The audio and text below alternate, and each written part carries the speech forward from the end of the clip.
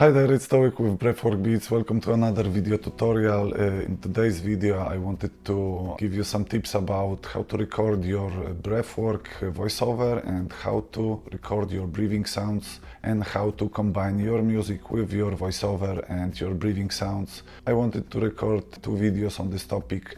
First video, which you see right now, is going to be about the technicalities of recording, which microphone I am using, in which setting I am recording those voiceovers and breathing sounds, and give you small tips about how to make these recordings sound as good as possible. In the second part of this video, I'm going to cover the topics of editing this recorded voiceover and how to edit your breathing sounds and how to mix these recordings with your already existing piece of arranged music. So let's get started. I'm recording my voiceovers with this microphone over here. It's a Lavalier microphone from Rode. I will put a link in the description of this video to this microphone. Right now I think it costs around $70. I use this microphone for all of my recordings. As you can see right now, this microphone is plugged into my iPhone and I'm recording the voiceover for the video right now. I also use this specific small microphone also for recordings of my voiceover for my breathwork journeys, and I'm using the same small microphone to record my breathing sounds for my sessions as well. So this is not the best option for recording the best quality of the voiceover, but in my opinion this is the most cost efficient and portable piece of gear that you can record your voice in a really good quality without having a recording studio, without having access to professional sound engineer. I bought this microphone because I wanted to have something that allows me to record my voiceover everywhere I go. I'm just plugging it into my iPhone or I'm plugging it into my MacBook, and I have the access to quickly record wherever I want in whatever circumstances I am in at this specific moment, with just having in mind a couple simple tips how to record it properly. It's a main reason why am I using this Lavalier microphone. It's portable, it's small, I don't need to look for a recording studio to record my voiceovers. I can record my voiceovers at my home at whatever time I need to do it. That's basically what I prioritize in my recordings. But if you prioritize much more professional recordings and if you prioritize having much clearer and much more full sounding voice on top of your music, I would highly recommend you to research on YouTube how to professionally record your voiceover, and you will get a ton of tips about how to pick a proper microphone and basically much more advanced tips how to get as much as possible from the quality of the recording. If you have much more money and you would like to get your recording be as professional as possible, I would highly recommend to go to the recording studio, find an engineer who is going to record you in a proper booth, which is soundproof and noise cancelling on the proper microphone and proper gear. The engineer probably will guide you to record your voiceovers the most efficient way possible. But this channel is all about making things easy, making things more accessible and as time and money efficient as possible. So the second most important thing would be to record voiceover with this microphone in the environment where is not much reverberation, echo in the room and additional noise. So we want to avoid external noise, we want to avoid something happening outside coming into our microphone when we are recording these voiceovers. We want to avoid recording being in a small room or booth which is bouncing out the sound from the walls, because it creates a lot of reverb which doesn't sound very nice when we put this voiceover on top of already existing music.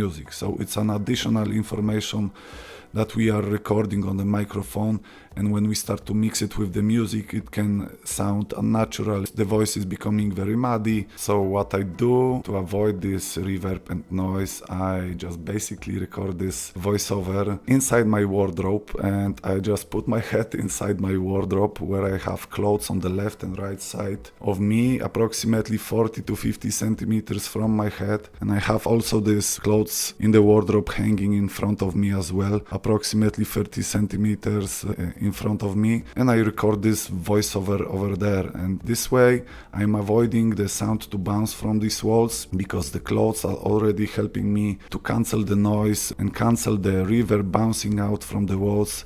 So this way I have a decent quality noise cancelling environment that I can record my voiceover inside. Another very important thing I do is I place my microphone not in front of my mouth, but just a little bit off from my mouth, like 45 degrees from my mouth. And this itself helps me to avoid having a lot of plosives into the recording. The plosives are the sounds which are happening when you start to record your voiceovers, like here, with a lot of BPT sounds which are going to pop directly to your microphone, and they are creating this weird sounding plosive voice which is undesirable in this kind of recording. So I place my microphone 45 degrees from my mouth and I'm just speaking directly in front of myself. The microphone is already registering the full spectrum of my voice, but without this plosive. You can put also your microphone a little bit down there if you want, but I found the best results being at 45 degrees angle here.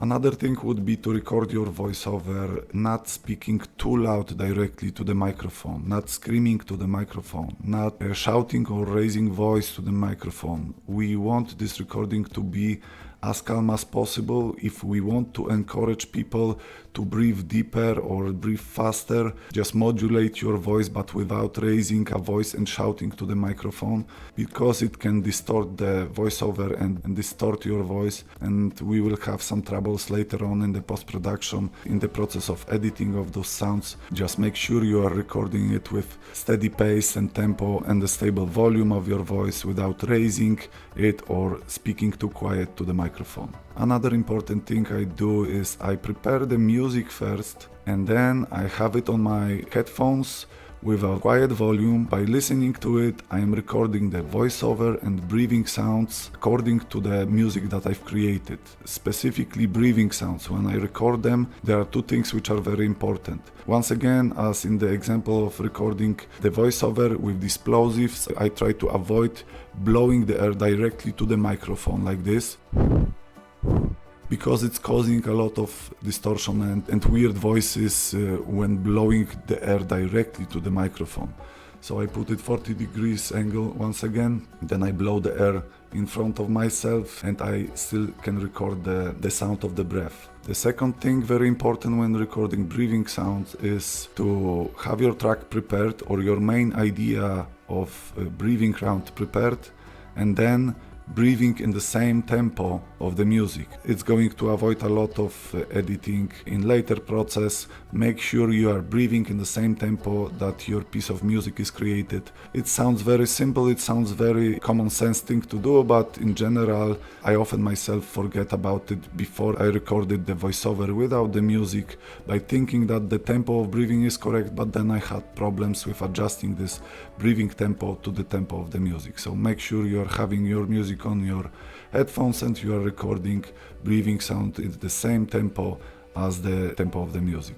And I record two tracks. I record my voiceover and I record the second track with my breathing sounds. This way I have still a lot of flexibility to edit these sounds separately in the post-production process when I will be mixing it with my music in Ableton. And the last tip would be, when you are recording on your iPhone, as I am doing right now, it's going to record directly into my basic app for recording the voiceover inside the iPhone, and it's going to convert the file already to the format of M4A. This is the format of the audio file which is not supported by Ableton, so you need to convert this M4A file into the WAV file, and it's a very simple process. I will put a link to the website where you can do it for free. You just upload your already recorded voiceover in M4A format and it's going to convert it quickly into WAV format. This way you have the WAV format ready to just upload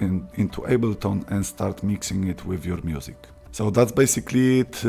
These are my tips and tricks how I record my voiceovers and breathing sounds at my home, wherever I want. These are the basic rules that you need to keep in mind to have your voiceover sound clear and nice and without a lot of noise and reverb. If you have any questions about the things that we've discussed here, please ask these questions in the comment sections. I will do my best to give you some additional information about the details of recording. In the next video, part 2, we are going to cover editing of all of these sounds that we've recorded and how to mix them to sound even better, and how to also mix them with the piece of music to make them sound as good as possible and as clear as possible.